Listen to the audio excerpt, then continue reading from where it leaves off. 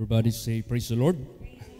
Let us open our Bible on 2 Timothy chapter 1, verse 12. Praise the Lord. For the which cause I also suffer these things. Nevertheless, I am not ashamed, for I know whom I have believed, and am persuaded that he is able to keep that which I have committed unto him against that day. All right. So anong ibig sabihin nitong the which caused I also suffer these things? Anong klaseng suffering ang ibig sabihin ni Paul na kanyang sinasuffer?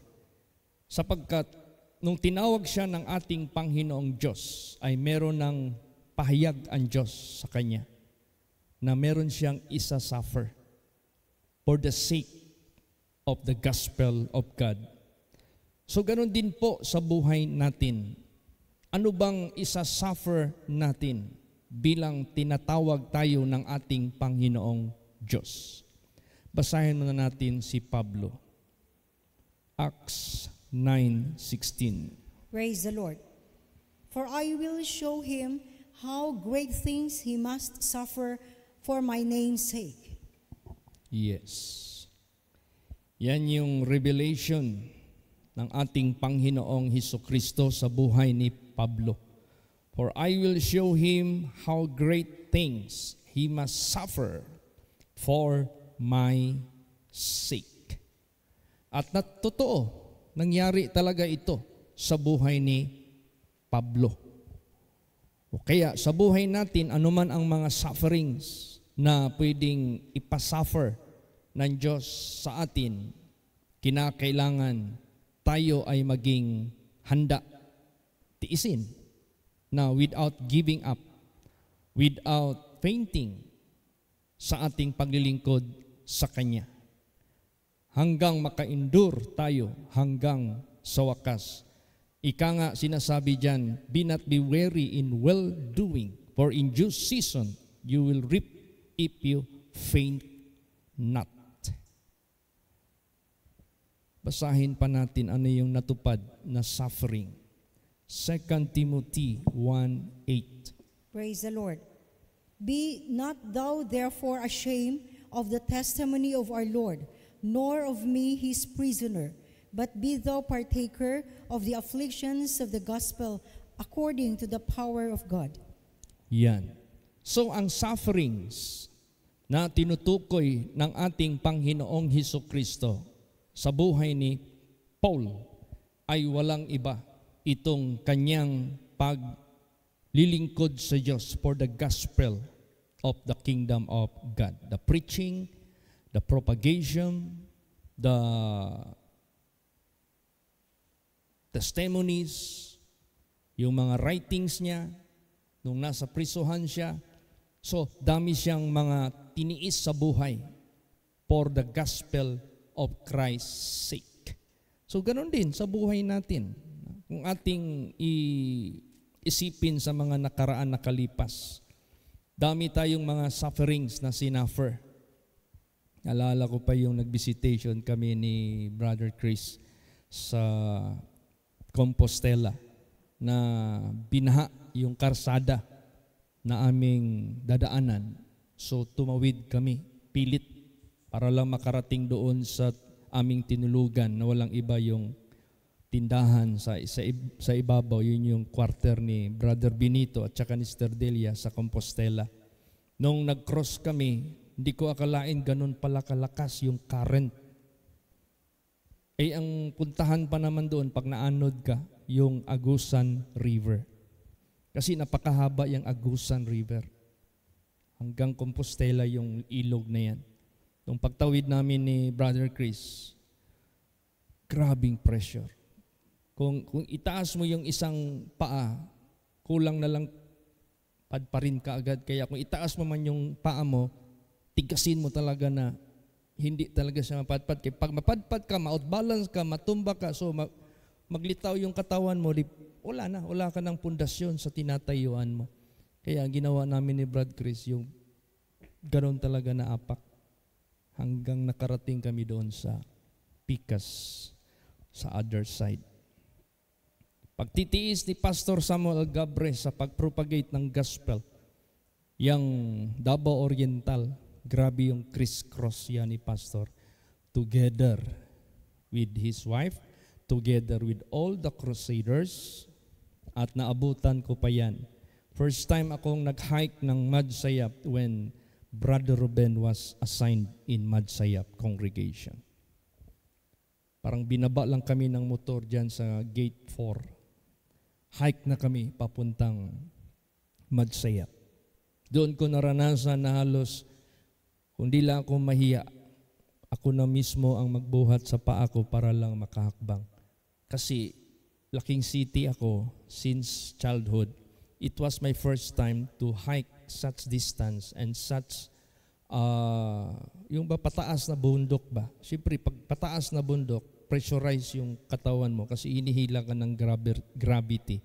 At dahil sa layo ng distance, so naranasan ko yung mga naranasan ni Pastor Samuel Gabre, mga crusaders, sila Sister Emma, Sister Joy, Mami, Pastor Dudong, Sister Helen, kung sino pa. Pastor Tam, na-assign dyan, matagal din siya dyan. Grabe yung criss-cross nila. So we have so much sufferings na ating dinanas for the gospel of the Lord. Praise the Lord. Marami tayong ano. But the most suffering which is very valuable, hindi porke nag-suffer ka, nag-hike ka sa kawalan, ang pinaka-number 1 na nag-suffer tayo, na hindi tayo nagmurmur, hindi tayo nag-complain, para hindi tayo magkasala.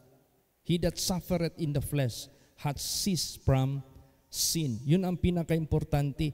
Abundant man, kahirapan man, we suffer in the flesh to cease from sin. Yan yung suffering ng mga alagad ng Diyos na makikita natin po dito. Kaya sinabi dito, be not thou therefore ashamed of the testimony of our Lord, nor of me, his prisoner. Si Paul, naging prisoner. Naging prisoner siya because of the gospel. He suffered imprisonment as what the sinners are suffering, being put into the prison cell. Grabe yung sacrifice niya. Tiniis niya yung pagtitiis ng mga taong masasama na nakukulong. Pero siya nakulong for the gospel of Christ's sake. Basahin po natin. 2 Timothy 2:9. Praise the Lord. Wherein I suffered trouble, as an evildoer, even unto bonds, but the word of God is not bound. Yes. Sabi niya dito, wherein I suffer trouble as an evildoer. Katulad sa isang manggagawa ng masama, even unto bonds, kahit sa kulungan. But the word of God is not bound. Patuloy pa rin ang gospel by writing, no? By the epistles. Kaya itong Bible, mayroong epistles to Ephesians, Philippians, Galatians, Corinthians, Romans, lahat yan, puro yan mga sinulat ni Paul why he was in the prison cell. Grabe, hindi natalian ang gospel. Hindi nahinto yung gospel, tuloy-tuloy pa rin. Praise the Lord. So, ganun din sa buhay natin.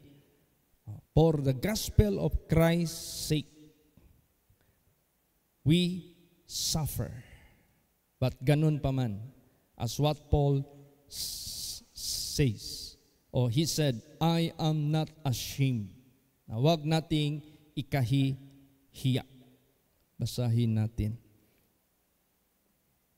Isaiah 50 verse 7. Praise the Lord. For the Lord God will help me. Therefore shall I not be confounded. Therefore have I set my face like a flint, and I know that I shall not be ashamed. Yes. Sa buhay ito ni Prophet Isaiah, for the Lord for the Lord God will help me. Therefore shall I not be confounded. Therefore have I set my face like a flint, and I know that I shall not be ashamed. Meron man tayong mga sacrifices, sufferings, afflictions, pero tutulungan tayo ng Diyos. Hindi niya tayo papapahiyaan. Bibigyan niya tayo ng deliverance sa lahat ng uri ng mga sitwasyon na ating hinaharap. Yan ang kabutihan na naglilingkod dyan sa ating Panginoong Diyos. The righteous has many troubles, but God delivered them out of them all. Yun ang pinakaano. That is just a sign that God is with us. That is just an indication that we serve a living God. Indikasyon lang yan na hindi void, hindi useless, hindi nonsense ang ating faith sa ating Panginoon Diyos, ang ating pagsiserve sa ating Panginoon Diyos. Marami man tayong mga sufferings, marami man tayong mga afflictions, may mga haharapin man tayo nagkaiba-ibang mga sitwasyon sa sanglibutang ito, but God will never put us to shame. Hindi niya tayo papapahiyaan. Bibigyan niya tayo ng deliverance. Bibigyan niya tayo ng katagumpayan. God will cause us always to triumph by Christ Jesus. Praise the Lord. So, bakit natin ipagpatuloy? Ano ba talaga ang ating objective? Why we must continue believing, serving God? Dahil gusto natin maligtas. Kahapon, tumawag sa akin si Pastor Daiding, Pastor Chit, agaw buhay na si Sister Raquel Candelario. Please pray for her. Sabi ko, sige. Meron pa naman siyang pintig sa puso. So the last sense will be left bago mamatay yung hearing. Sabi ko, i-speaker yung cellphone. So kinumit ko siya kay Lord Jesus. Sabi ko, nakita mo yung panindigan po ni Sister Raquel. How she serve you. Lord, cleanse her thoroughly by your precious blood, and whatever nakikita mo sa kanya, make her ready for the departure sa kanyang kaluluwa. Into thine hands I commit her spirit. That was 6 o'clock, 8 o'clock, after 2 hours. Nalagutan na siya ng hininga. So God be willing, we will be handling the last night vigil. Dahil 3 days lang daw yung nila, allocated na burol. So, hindi ko pa na-finalize when will be the burial. So that the last night vigil, magpunta tayo kung sino makasama. Praise the Lord. To comfort the family.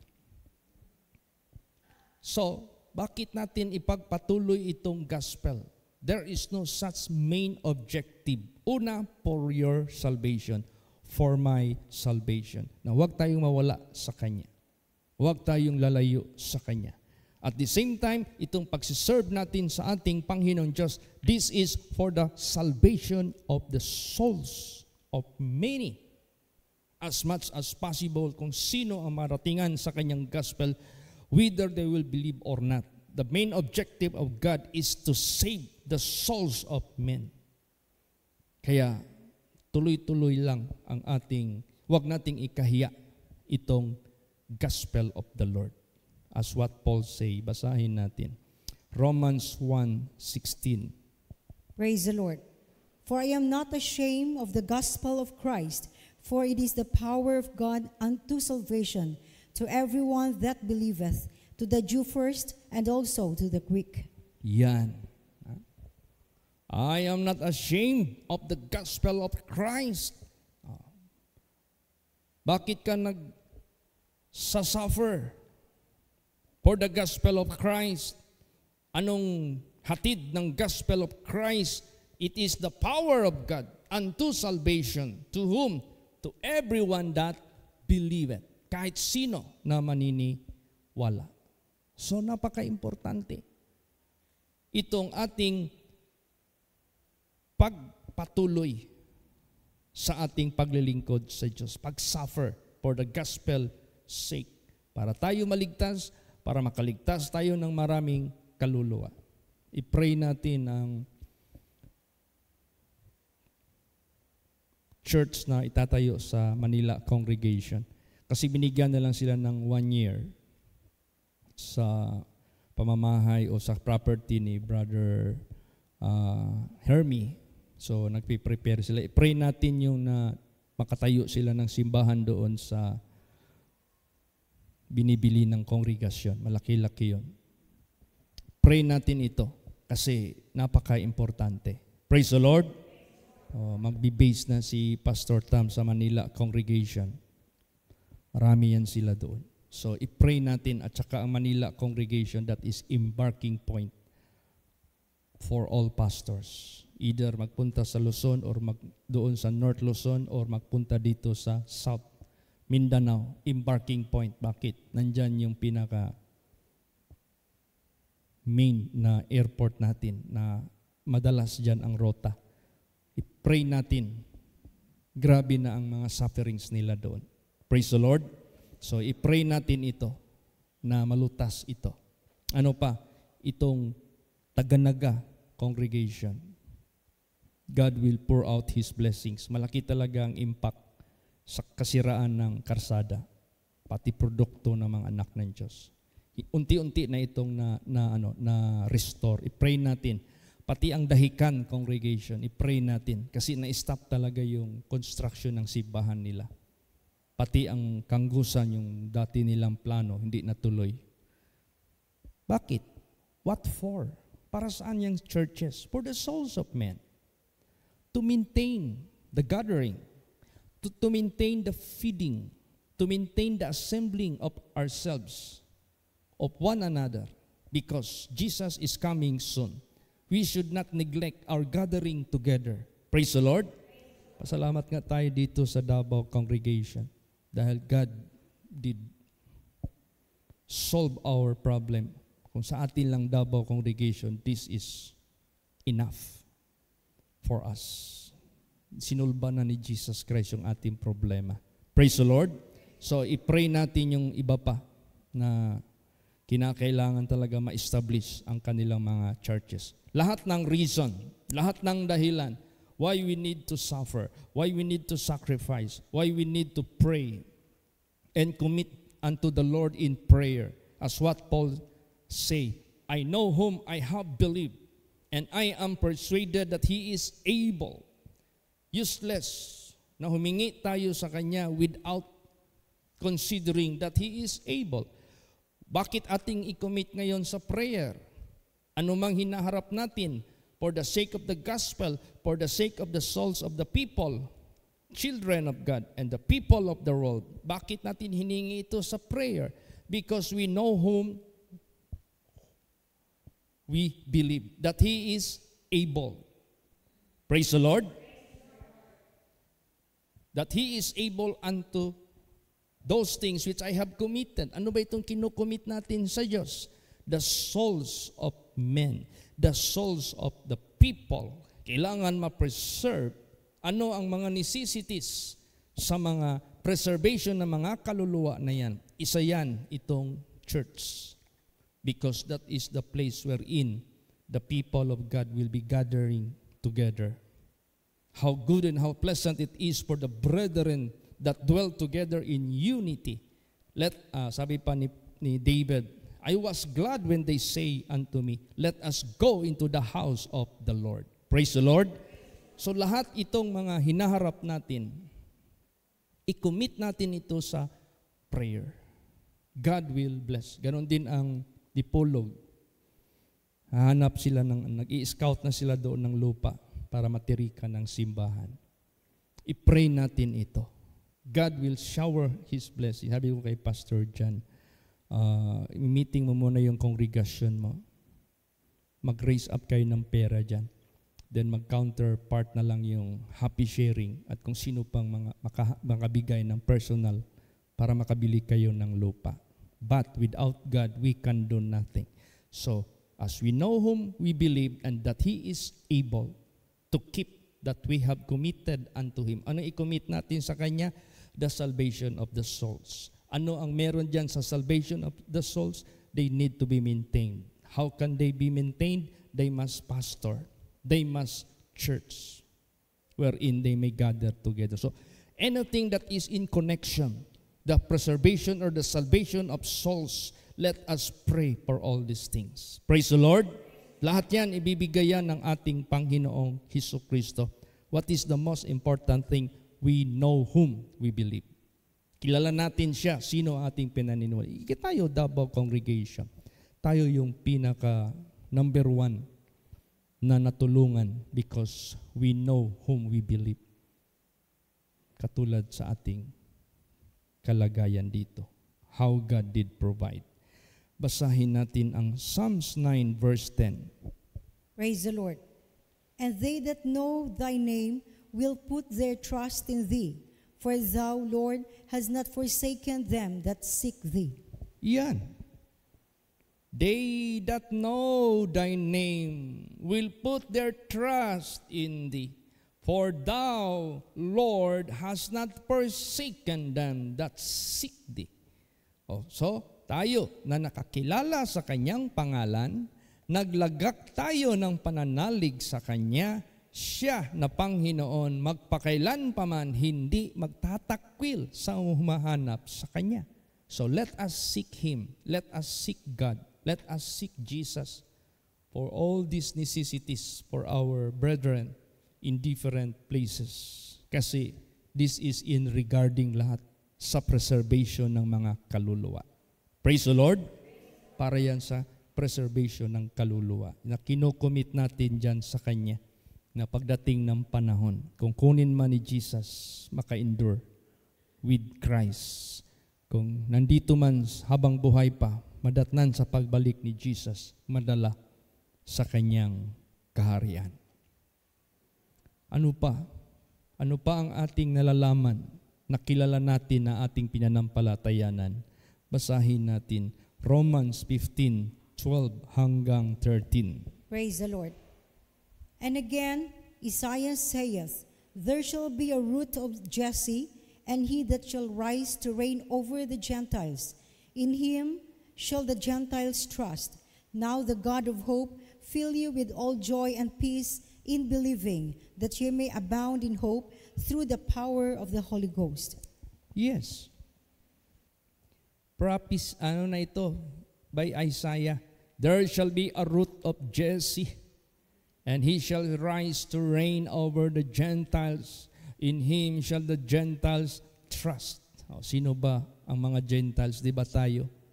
Whom we trust. Di ba kay Jesus Christ? Natupad. Now the God of hope fill you with all joy and peace in believing. Kaya yung believing ay napaka-importante. No? I know whom I have believed. Napaka-importante yung believing. Meron tayong joy, meron tayong peace. Kahit marami tayong hinaharap na mga pangangailangan, problema, challenges sa buhay, but God will cause us to triumph. God will cause us to victor over them. God will cause us to be like a conqueror, no? Hindi tayo pabayaan, manaig tayo. Tingnan mo yung ating paglilingkod kay Jesus Christ. There are how many necessities that we experience that God answered our prayers. Napakarami po. How many challenges na hinarap natin sa pag-serve natin sa Diyos. None of them are being left unsolved. Praise the Lord. Bakit nandito pa rin ang mga challenges? Of course, habang tumatagal tayo sa paglilingkod kay Lord Jesus Christ, lumalaki yung challenges sa buhay natin. But nevertheless, ganun pa man, our God is greater than them. There is no such greater than God. So, dyan tayo sa Diyos. He is the greatest of all. Kaya nga tama yung sinabi ni Jesus Christ, you can overcome them because greater is He that is in you.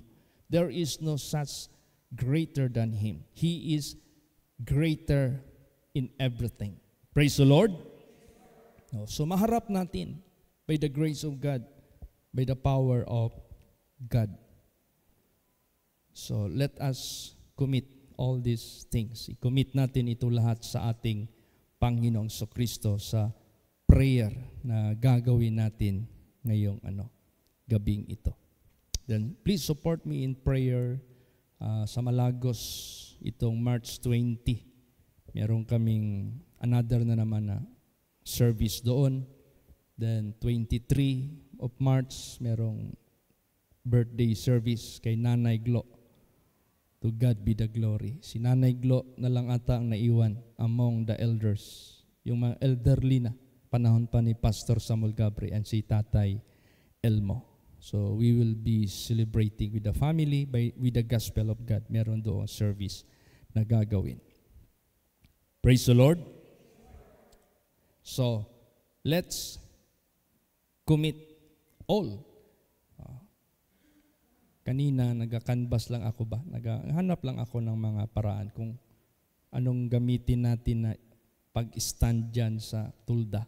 Kasi yung tulda na nabili natin, magagamit natin uli yun. So, humahanap ako ng plaster na frame. Kinakanvas ko lang dyan sa mga, dito sa Davao. Hanap tayo ng the best. At i-pray natin. Makatambak tayo dito ng limestone. Meron akong na-contact. At nung nalaman niya nga pastor ako, sabi niya sa akin, Pastor, if you order 1 truck, free 1. If you order na isang truck, kalahati lang ang bayaran mo. Kung mag-order ka ng 2 truck, isa lang ang bayaran mo. Kung mag-order ka ng 20 trucks, 10 lang ang bayaran mo. Kung laki naman ng nito, favor. Praise the Lord. Nung nalaman niya na pastor. Kasi gusto ko limestone. Medyo matibay siya. Lalo't ng ating marami mga bato-bato na dyan. Nakita ko yung bato dyan na merong sayad. Sabi ko, may natama ang sasakyan dito sa ilalim. Kailangan matabunan ito, maayos. Basta itong karsada, tsaka yung matayuan ng tent, kahit lang yan lang muna ang ating unahin. So i-commit natin ito lahat kay Lord Jesus Christ. Everything will be done by His power, by His might. Praise the Lord. Kasi alam mo ang bilis ng panahon. No? Maganda yung earlier na natin na prepare para hindi masyado tayong pressure, magmamadali. Basahin natin. Okay, pakibasa po dito sa Isaiah 12 verse 2. Praise the Lord. Behold, God is my salvation. I will trust and not be afraid. For the Lord Jehovah is my strength and my song. He also is become my salvation. Yan. Behold, God is my salvation. Salvation is the prime objective. Salvation must the most priority. I will trust and not be afraid.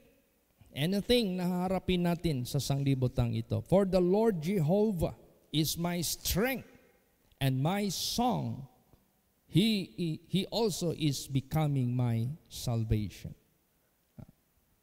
So, salvation sa kaluluwa, salvation sa pangangailangan po natin. So let us pray. Let us commit. Paul said, I know whom I have believed, and I am persuaded that He is able to keep that which I have committed. What we are committing, the souls of men, including us, i-commit natin yan. What are those necessities for the preservation of the salvation of souls? Ito na, itong mga pangangailangan natin habang nabubuhay pa tayo sa sanglibotang ito. Churches, that is necessity, where the people of God will be gathering together to pray, to listen the word of God, to serve God, to offer and offerings to the Lord as a living sacrifice, wholly acceptable unto God, which is our reasonable service. Then, lalo't higit sa lahat, God knows who are those that trust in Him. Last verse, Nahum 1:7. Praise the Lord. The Lord is good, a stronghold in the day of trouble, and He knoweth them that trust in Him. Yan. The Lord is good, a stronghold in the day of trouble. What kind of trouble? Many kind of troubles. Napakaraming troubles. Troubles sa financial, troubles sa necessities, troubles sa mission, troubles sa persecution, troubles sa mga trials. Name all those troubles, afflictions, ano-ano pa dyan. But we should not be afraid. Praise the Lord. Huwag tayong matakot. Pasalamat tayo sa ating Panginoong Diyos. Alam mo, pag subok na yung ating experience sa ating Panginoong Diyos, manhid na tayo sa mga pagsubok. Para bagang we use to put our trust in God, and we use being helped, we use being delivered, we use being answered yung mga prayers natin. Kaya to God be the glory. How good and how pleasant it is to dwell together in unity, the brethren, the children of God. So magkaisa tayo sa ating dalangin. I was asked by the family of ama na magpabaptize siya. Katulad din ni Angkong. Angkong was baptized before he passed away. Now si ama naman, kasi according to them, medyo hindi na talaga siya makano. Biko, madala nyo pa dito sa simbahan, Pastor, dili na. Kay short distance lang na biyahe, maglingkod, sakit na kay iyang bukog dari. Nya naga-shrink ng iyang lawas. So, sige. So, ang way ng baptism sa kanya, hindi naman pwedeng dalhin sa tubig. Under Old Testament, according to 1 Corinthians chapter 10, verse 1 and 2. Same message, same impact. How God baptized His people in the Old Testament under the cloud with the water side by side, but they walk on the top of the dry land. At nilibing lahat ng kaaway niya, sila nakarating doon sa other side.